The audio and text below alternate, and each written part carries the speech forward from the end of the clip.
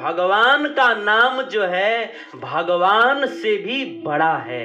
हमारे पुराणों में एक सुंदर कथा आती है कि एक बार नारद जी जो है भगवान के नाम का गान करते हुए द्वारिका में गए और वहां पर भगवान कृष्ण का दर्शन किए, दंडवत प्रणाम किए और उसके उपरांत जो है श्री नारद जी भगवान की पत्नी सत्यभामा जी के पास गए। सत्यभामा जी ने नारद जी को प्रणाम किया और सत्यभामा जी ने नारद जी से पूछा, महात्मा जी आप हमें ऐसा कोई उपाय बतलाइए जिसको करने से श्री कृष्ण जो है हर जन्म में मुझको पति के रूप में मिले, ऐसा कोई उपाय बतलाइए। उस समय नारद जी ने कहा कि आप एक काम कीजिए कि आप जो है भगवान श्री कृष्ण को किसी सतपात्र को दान में दे दीजिए, तो हर जन्म में ठाकुर जी आपको पति के रूप में मिलेंगे। अब जो है सत्यभामा जी ने कहा कि ठीक है, अब हम किसी और को कहां ढूंढने जाएं, हम आपको ही दान में दे देते हैं ठाकुर जी को। तो सत्यभामा जी ने संकल्प करके और भगवान को जो है नारद जी को दान में दे दिया। अब नारद जी ने अपनी बीड़ा ठाकुर जी के हाथ में थमा दिया और कहा कि अब आप हमारे हो गए, आप हमको दान में मिल गए हैं, अब हमारे साथ में चलिए। अब ठाकुर जी भी जो है वो नारद जी के पीछे पीछे चल पड़े और पहले तो सत्यभामा जी को लगा नारद जी थोड़ा हंसी कर रहे हैं, विनोद कर रहे हैं, लेकिन ये तो सचमुच ठाकुर जी जाने लगे। अब सत्यभामा जी व्याकुल हो गई कि ठाकुर जी सचमुच जा रहे हैं तो हम ठाकुर के बिना कैसे जीवित रह सकते हैं। सत्यभामा जी ने भगवान का जो उत्तरी है जो यहाँ पर धारण करते हैं उस उत्तरी को पकड़ ली सत्यभामा जी ने और नारद जी से कहा कि महाराज आप मेरे प्रभु को लेकर के मत जाइए।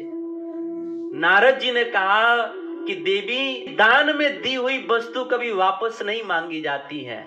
उस समय सत्यभामा जी रोने लगे कि महाराज आप कुछ भी करके मेरे पति देव ठाकुर जी को वापस दे दीजिए। तो उस समय नारद जी ने कहा कि एक शर्त है, क्या कि आप जो है ना ठाकुर जी के शरीर के वजन बराबर सोना जो है हमको दे दीजिए।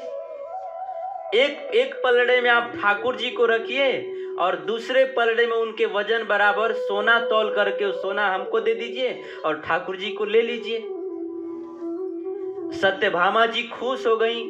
सत्यभामा जी एक बहुत बड़ा तराजू मंगवाई और तराजू को बहुत सुंदर ढंग से सजाया गया और उस तराजू के एक पलड़े में ठाकुर जी को बैठा दिया गया और दूसरे पलड़े में जो है सत्यभामा जी सोना रखने लगी।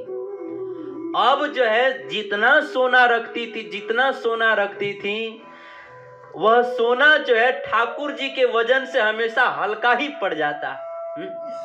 ठाकुर जी भारी पड़ जाते और सोना हल्का पड़ जाता। अब जो है बहुत सारा कई सौ कुंटल मंगा करके रखे, फिर भी ठाकुर जी भारी और सोना हल्का। तो उस समय भगवान जो है सत्यभामा के ऊपर थोड़ा द्रवित हुए और भगवान सोचे कुछ करना चाहिए। भगवान ने सत्यभामा जी के एक दासी की ओर इशारा किए और वह दासी जो है रुक्मिणी जी के पास गई और सारी घटना सुनाई कि ऐसी ऐसी बात है। तो रुक्मिणी जी उस समय क्या कर रही थी? रुक्मिणी जी उस समय तुलसी जी की पूजा कर रही थी और जैसे ही दासी ने सारा वृतांत सुनाया रुक्मिणी समझ गई और उन्होंने तुलसी महारानी से निवेदन करके एक तुलसी पत्र तोड़े और उसके ऊपर जो है ठाकुर जी का नाम लिख दिए, श्री कृष्ण भगवान का नाम लिख दिए।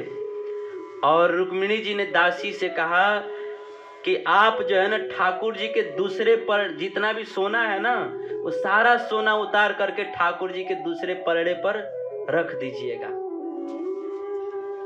अब वो दासी गई और सारा सोना उतरवा करके जैसे ही भगवान नाम लिखा हुआ तुलसी पत्र को जैसे ही ठाकुर जी के दूसरे परड़े पर रखा गया, उस समय ठाकुर जी हल्के पड़ गए और वो जो भगवान का नाम लिखा हुआ जो तुलसी था वो भारी पड़ गया, वो पूरा जमीन में चला गया और ठाकुर जी एकदम ऊपर आ गए। हल्के पड़ गए ठाकुर जी और वो तुलसी पत्र पर लिखा हुआ नाम भारी पड़ गया। उस समय श्री नारद जी ने भगवान को सत्यभामा जी को दे दिया और फिर जो है जितने भी द्वारिकावासी वहां पर एकत्रित हुए थे, नारद जी ने सबके सामने कहा कि देखिए भगवान में और भगवान के नाम में कौन महान है। एक तरफ भगवान को रखा गया और दूसरी तरफ भगवान के नाम को रखा गया, तो भगवान हल्के पड़ गए और नाम भारी पड़ गया। इसीलिए नारद जी ने कहा कि आप जो है इस घटना से सीख लीजिए क्या कि भगवान से भी बढ़कर भगवान का नाम है, राम से बढ़कर राम का नाम है। क्योंकि राम जी ने तो केवल रावण को मारा, गिने चुने राक्षसों को मारा। भगवान ने मारीच को मारा, सुबाहु को मारा, कुंभकर्ण को मारा, रावण को मारा। तो भगवान ने गिने चुने राक्षसों को मारा, परंतु भगवान के नाम ने न जाने कितने लोगों के जीवन में रहे हुए रावण को मार दिया, बुराइयों को मार दिया, दुर्गुणों को मार दिया, इसका कोई गिनती नहीं है। इसीलिए भगवान से भी बढ़कर भगवान का नाम है।